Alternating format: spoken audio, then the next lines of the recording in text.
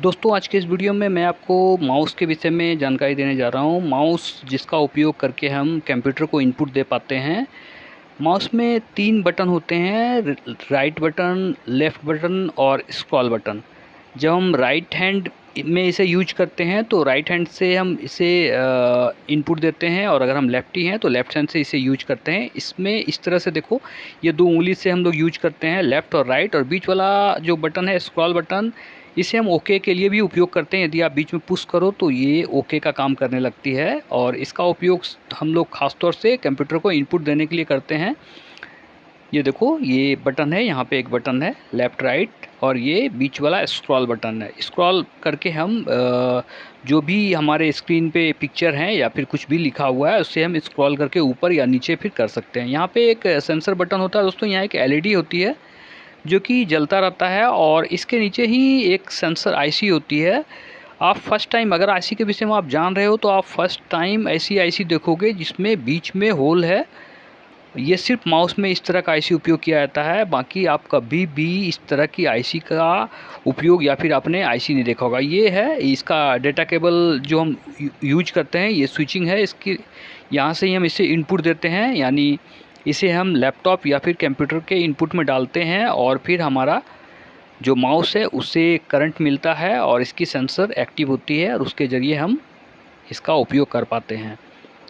दोस्तों बिना माउस के कंप्यूटर यूज करना बेहद कठिन होता है, बिल्कुल असंभव ऐसा नहीं है। हम कीबोर्ड से भी स्क्रॉल कर सकते हैं, बट जब हम इसका उपयोग करते हैं, यानी जब हम माउस का उपयोग करते हैं तो बहुत ही आसान हो जाता है। ये एक एचसीएल कंपनी की माउस है।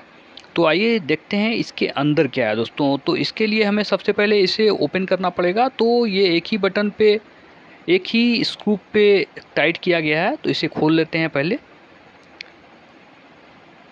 एक ही स्क्रू है, बाकी इसके राइट साइड में स्क्रू है जिसे मैं खोल रहा हूँ, और लेफ़्ट साइड 3 क्लिप रहता है। पहले भी हमने खोला हुआ है इसे रिपेयर करने के लिए। तो ये क्लिपिंग के ज़रिए होता है। तो इधर तो हम लोग जैसे यहाँ पे एक पुश करेंगे छोटा सा, और यहाँ पे ये ओपन हो जाएगा, बट जो सामने का साइड है वो इतनी आसानी से नहीं खुलेगा, क्योंकि वहाँ पे 3 क्लिप होते हैं, एक वायर को दबाने के लिए और 2 हमारा जो राइट और लेफ़्ट बटन है उसे दबाने के लिए। क्योंकि जब हम क्लिक करते हैं तो वो नीचे दबता है, और ये एक क्लिपिंग के ज़रिए ही होता है।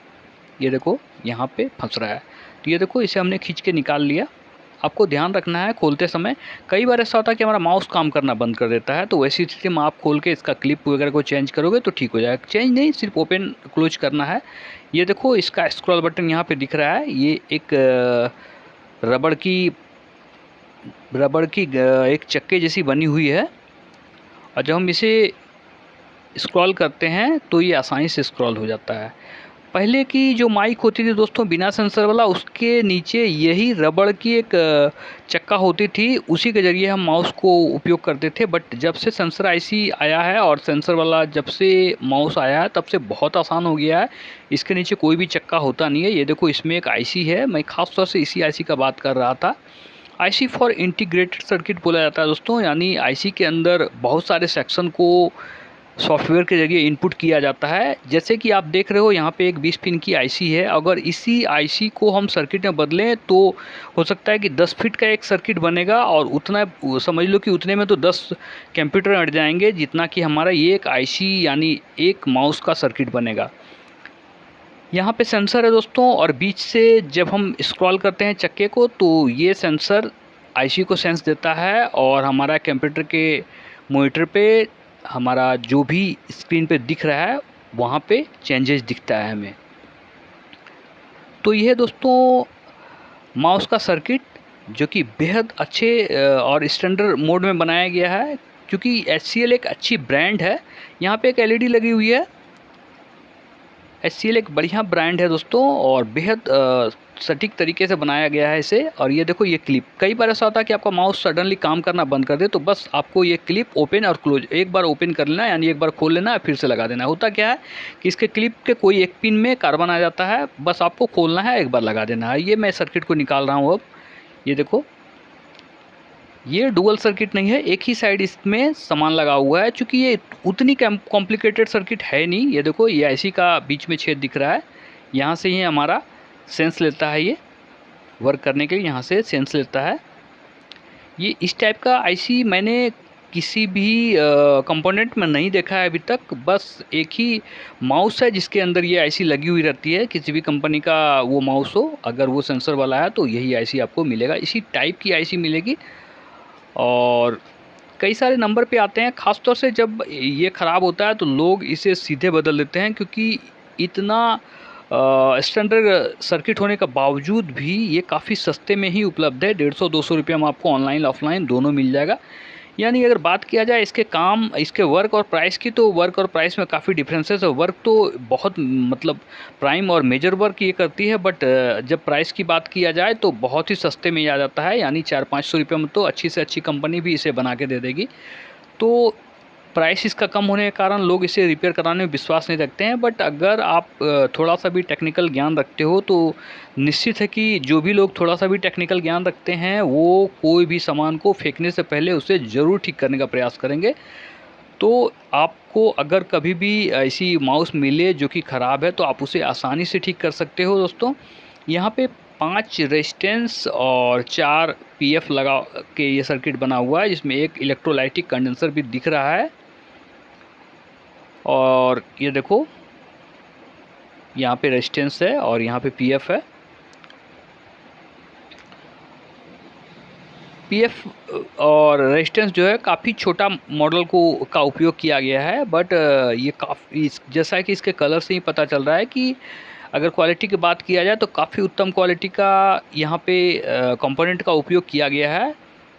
ये देखो, इस क्लिप को अब फिर से हम लगा देंगे, जैसे हमने खोला था वैसे ही लगा देंगे। दोस्तों वीडियो को बिना स्किप किए देखोगे तो हो सकता है आपको ज़रूर कुछ ना कुछ जानकारी मिलेगी माउस के संबंध में, क्योंकि अगर माउस कभी भी आपको रिपेयर करने की आवश्यकता हुई तो आप इसे आसानी से खोल पाओगे, क्योंकि इसे खोलना भी बहुत कठिन होता है अगर जानकारी ना हो तो। पता चला कि इसके खोलने के दरमियान हम अगर जहाँ तहाँ से आप यदि इसमें ताकत लगा दो थोड़ा सा भी, तो इसकी सर्किट जो स्विच है, लेफ़्ट राइट स्विच है, लेफ़्ट राइट बटन जो है, जो स्क्रॉल बटन के दोनों साइड होता है, वो ज़रूर टूट जाएगा, क्योंकि वो बहुत ही कमज़ोर स्थिति में होती है। बट वो टूटता इसलिए भी नहीं है कि कंपनी उसे अच्छे से सडनली फिट करके देती है। बट अगर आप इसे ओपन करते हो और फिर यदि आप अच्छे से इस पे क्लिपिंग नहीं कर पाओगे तो फिर ये ख़राब हो जाएगा।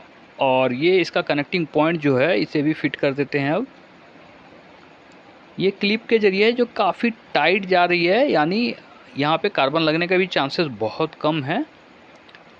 बट कई बार ऐसा होता है कि माउस वगैरह में नमी आने के कारण ये काम करना बंद करती है, तो वैसी स्थिति में आप सिर्फ इसे धूप में रख दो दिन भर, ये अपने आप ठीक हो जाएगा। आपको कुछ भी नहीं करना है। और अगर चाहते हो इमीडिएट ठीक करना तो आप इसे ओपन कर लो, इसे खोल लो और इसका क्लिप को खोल लो। और अगर आपके पास हेयर ड्रायर वगैरह है तो एक बार हेयर ड्रायर से आप हाई स्पीड पे इसे 1 मिनट के लिए गर्म कर दो, बाकी ये काम करना शुरू कर देगा। क्योंकि इसके अंदर इतनी कम कंपोनेंट लगी हुई है कि इसमें ख़राबी आने के चांसेस बहुत कम है। इसके लिए मगर यदि आप धूप में रखते हो तो ज़्यादा बेटर है। धूप में रखना सबसे आसान है और कोई मेहनत नहीं है। बस आप इसे धूप में रखो दिन भर और शाम को उपयोग में लाओ, ये काम करना शुरू कर देगा। हमने कई बार देखा है कि माउस जब काम नहीं करता है तो उसे सिर्फ धूप में रखने से ही ठीक हो जाता है। यहाँ तक कि कभी यदि आपका सीपीयू भी ख़राब चल रहा है तो भी आप उसे धूप में रख सकते हो, या नहीं तो फिर उसके रैम को खोल के आप कागज़ से पोंछ दो, उससे भी वो ठीक हो जाता है। दोस्तों उस पर भी मैं एक वीडियो बनाऊँगा जल्द ही। तत्काल इसे मैं बंद कर देता हूँ। उम्मीद करता हूँ दोस्तों आपको वीडियो पसंद आया होगा। आप अगर हमारे चैनल पे पहली बार आए हो तो चैनल को ज़रूर करो सब्सक्राइब। और अगर आपको लगता है कि किसी मैटर पे मैं वीडियो बनाऊँ तो आप हमें लिखो, मैं उस पर वीडियो बनाने का प्रयास करूँगा। बाकी ये फिट हो गया है और इसके स्विच सब भी काम कर रहे हैं। ये देखो, यहीं पे दोस्तों आपको ध्यान देना है कि इसका स्विच अच्छे से काम करते रहे। ठीक है दोस्तों, मिलते हैं अगले वीडियो में, तब तक के लिए जय हिंद।